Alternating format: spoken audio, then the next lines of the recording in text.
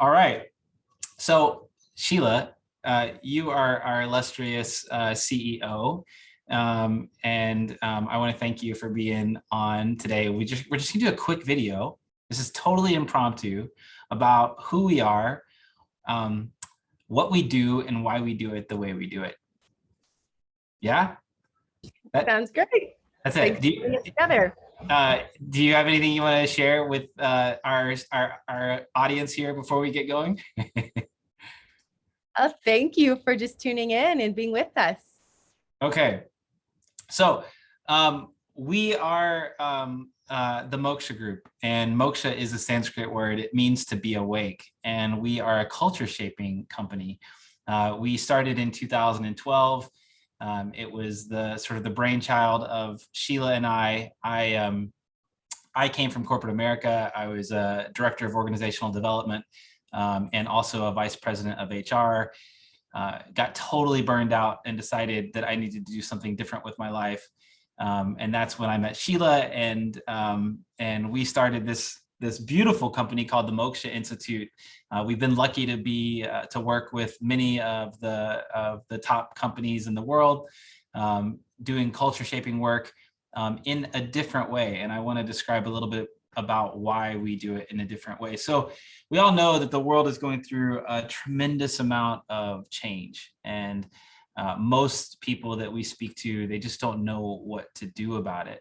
And one of the things that we always talk about is an old study that I actually learned about when I was in graduate school, where they spilled trash all over a sidewalk. And it wasn't like gross trash. It wasn't egg foo young or kung pao chicken trash. It was just some basic bottles, cans, things that would be easy to pick up. And they wanted to know who's going to stop and pick it up.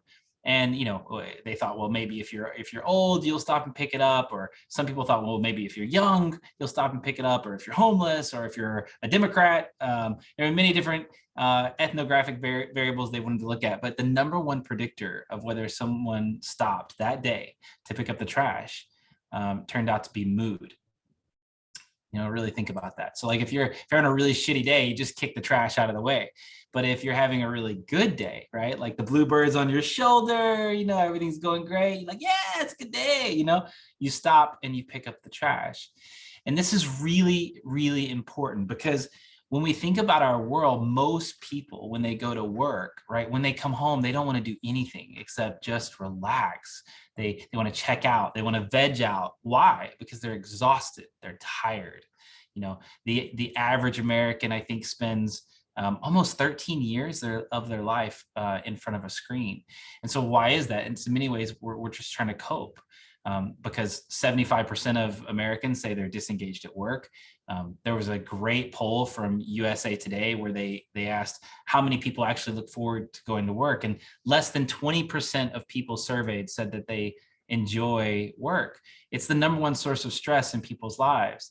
And the challenge for us, as we see it as a world-shaping company, is this: if we want people to do anything more, right? If we want people to recycle, to give back to their community, to be pro-social, pro-service, then we have to look at how do people feel every day? What's their collective mood state across time and situations? Because the reality is, if people are in low mood states, if they're stressed out, if they're low energy, if they're low vibe because of work, then they're less likely to do anything pro-social or pro-environmental. And so the number one opportunity for us in changing our world, to elevate our collective consciousness, is to change how we work.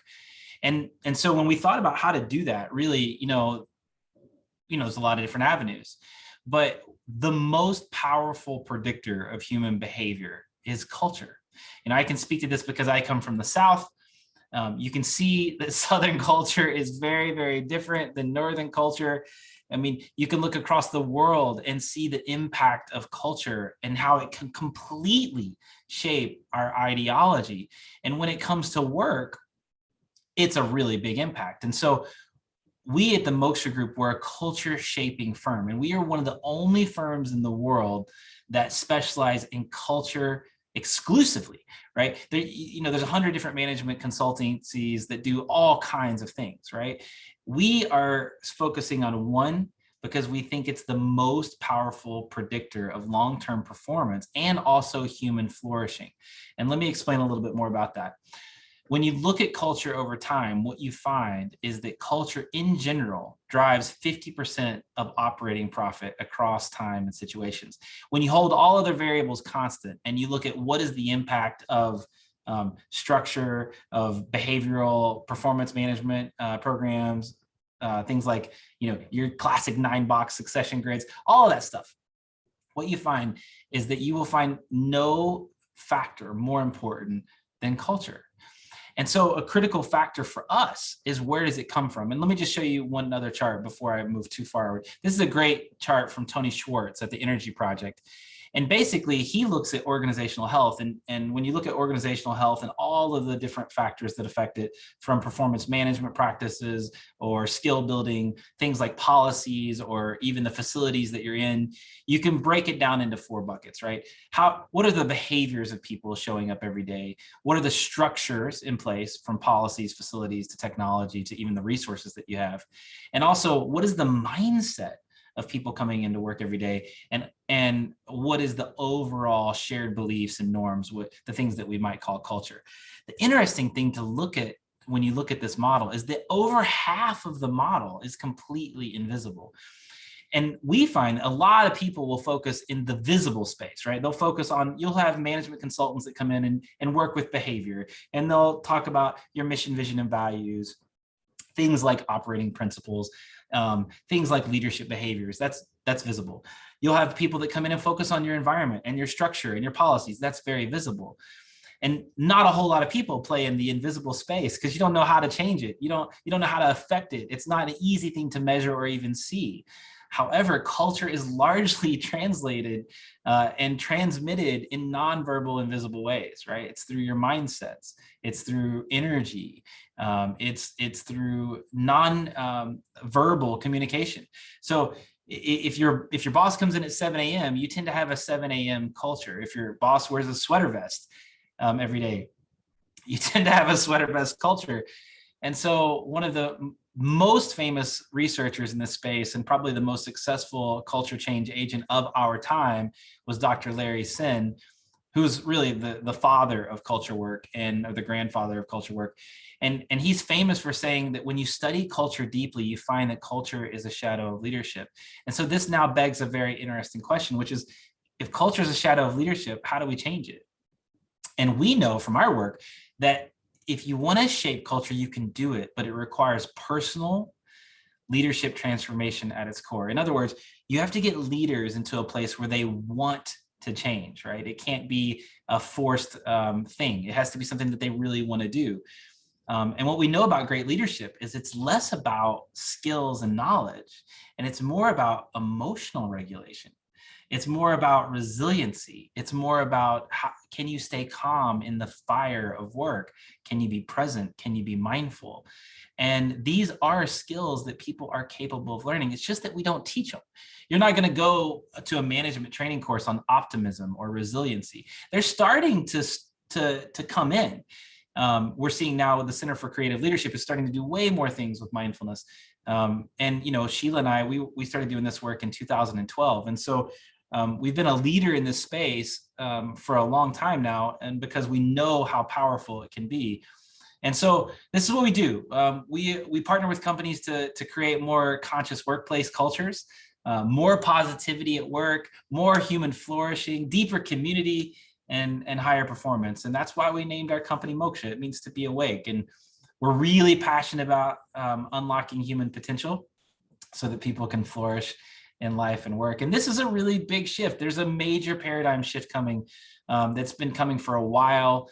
And it's really like in thinking about what is work and what does it have to be. And, COVID has really changed the rules a bit. People are working from home more. And then you've got a whole lot of people that are starting to leave. They're quitting their job. And part of the impact of COVID is I think that people are re-looking at themselves, and they're really looking at what they want and how much work takes from them. But there is a different way to work. There is a way to work that can be rejuvenating, renewing, inspiring, energizing. There's a way to work where we can show up as our full, authentic self where we can collaborate generously, where we can be kind to the people that show up next to us, mostly where we can have deep community, where we have real, authentic social connections. And I think that's what we do, better than any firm that I know of. And I say that, not from a competitive spirit, but just because I'm so proud of what we do and how we do it, because we get right into the heart of things. We give practices that get people to open their hearts and connect at a deeper level. And I think that when you do that, you create magic. And so I'm really excited about what we do. I just want to share it. If you want to learn more about what we do, go to themokshagroup.com. You can read all about our approach and why we take the approach that we take. We'd love to partner with you and help your workplace as well. And Sheila, I don't know, I hogged the time here, but really you are, you're the one that makes all this magic happen on a regular. So thank you so much. I don't know if you want to share anything. Well, you did a great job. I would just share that one of the things we're also passionate about is just really supporting, leaders on such a profound level as a whole balanced person. And so, I'm a former social worker, I would say. My training is in social work. And, we bring ourselves everywhere we are. And so one of the things I really love about our work is that one of the presidents of a company we work with, he sent us an email and said, never in my entire life have I had more people come into my office and thank me for all the personal benefit that they've gained from the mindfulness training and the heart-based training. And so I think of it as, it's cultural work, how to make work better, which is really important.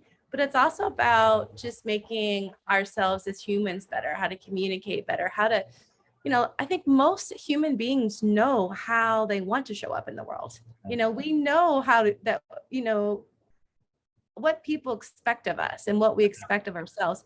But what we don't understand is the impact of prolonged trauma or carryover stress and how that shows up in the workplace.